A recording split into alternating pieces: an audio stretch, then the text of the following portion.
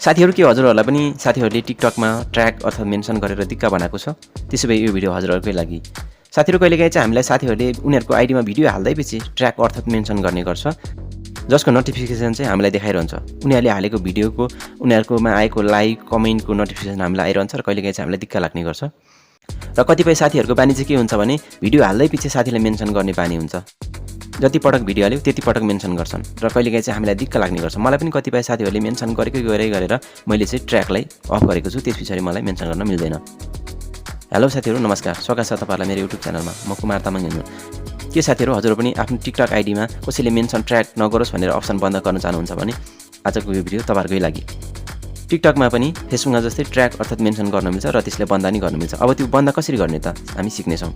त्यसको लागि सबैभन्दा पहिला हामीले आफ्नो टिकटकलाई ओपन गर्नुपर्ने हुन्छ। टिकटकलाई ओपन गर्नुस्। जब हामी टिकटक ओपन गर्छौँ हाम्रो अगाडि यस्तो इन्टरफेस खुल्नेछ। त्यसपछि हामीले यहाँ राइटतिर तल दाहिनेपट्टि प्रोफाइल भन्ने देख्छौँ। यहाँनिर यहाँ प्रोफाइलमा क्लिक गर्नुस्। जब हामी प्रोफाइलमा क्लिक गर्छौँ हाम्रो आइडी यसरी खुल्नेछ। त्यसपछि यहाँ माथि राइटतिरै 3 लाइन देख्छौँ। यहाँनिर 3 लाइनमा क्लिक गर्नुस्।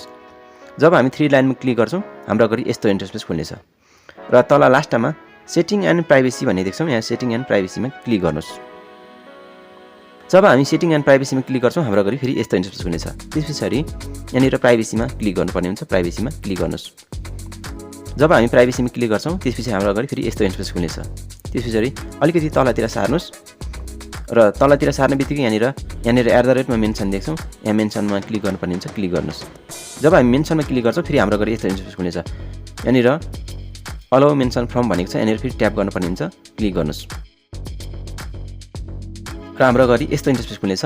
त्यसपछि यहाँनिर धेरैवटा अप्सन देखाउने छ र यहाँनिर एभ्रीवान लेखेको छ, नो वान लेखेको छ। यदि तपाईहरुको एभ्रीवानमा छ भने जब तपाईहरुको यो एभ्रीवानमा छ नि, यो एभ्रीवान भनेको चाहिँ सबैले तपाईलाई ट्र्याक गर्न मिल्छ र यो एभ्रीवानमा हुन बित्तिकै तपाईलाई जसले पनि तपाईलाई ट्र्याक गर्न अर्थात मेन्सन गर्न मिल्यो र तपाईले यसलाई बन्द गराउन निम्ति चाहिँ नो वान लेखेको छ नि तर लास्टमा यहाँनिर नो वानमा क्लिक गर्नुस्।